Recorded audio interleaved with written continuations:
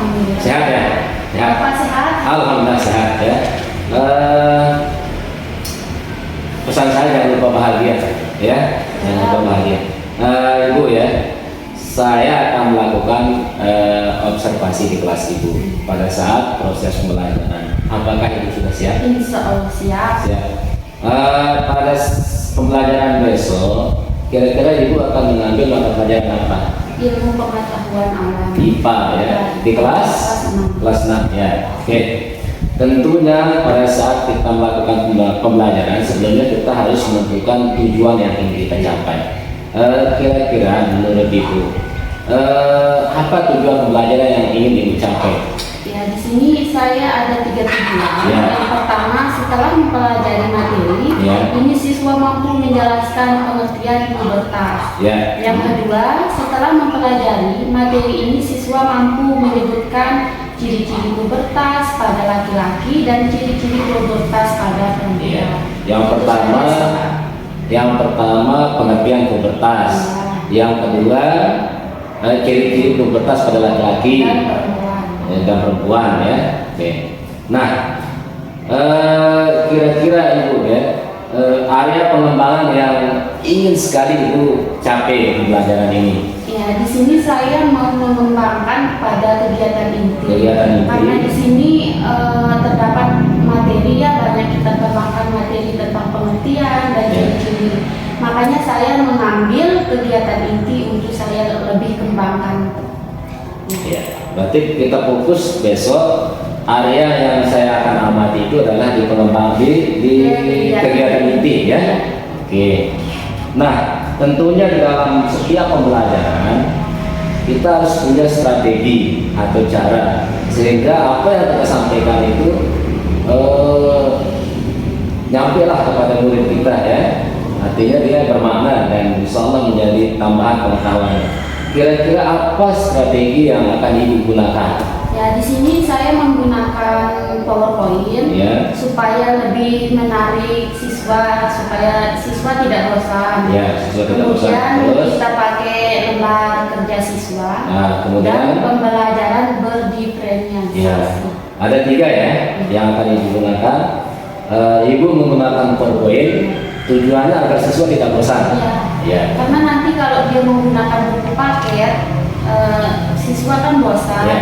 Nanti kalau kita pakai PowerPoint, nanti di PPT-nya kan bisa kita tambahkan gambar biar Ya. lebih Menarik. ya.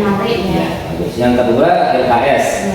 Tujuannya kira-kira untuk mengetahui ya, sejauh mana pemahaman. Jadi pengetahuan siswa sejauh mana dia mengerti dan paham. Ya. Kemudian kalau berdiferensiasi bisa saya jelaskan sedikit.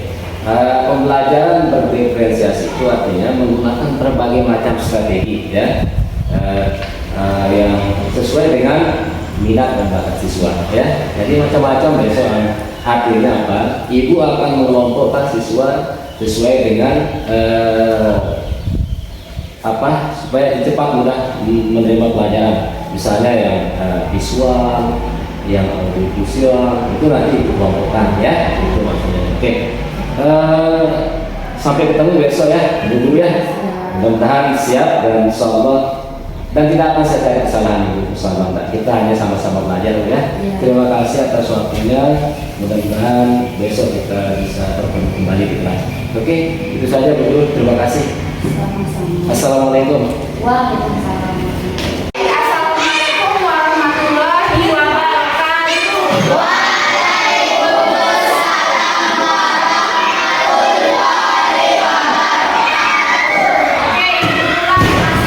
Assalamualaikum warahmatullahi wabarakatuh.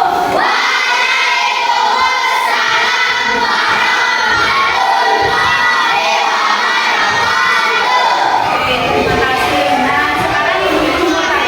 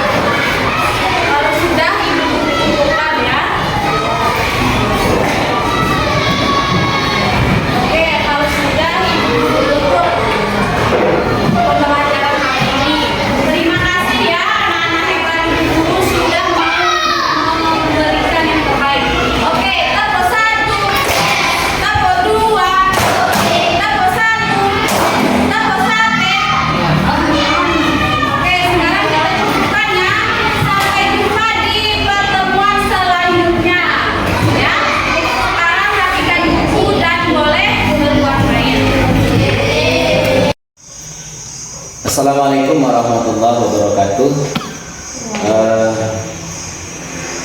Sebagai tindak lanjut daripada proses observasi yang sudah saya laksanakan terhadap rekan sejawat saya akan melakukan proses percakapan kembali di pasca observasi. Adapun ada dua kegiatan yang sudah saya lalui.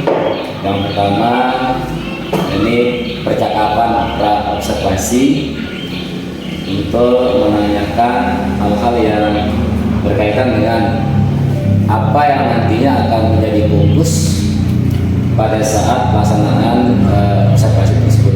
Yang kedua, pelaksanaan observasi di kelas. Di situ saya melihat atau mengamati proses berjalannya pembelajaran yang dilakukan oleh rekan sejawat tersebut.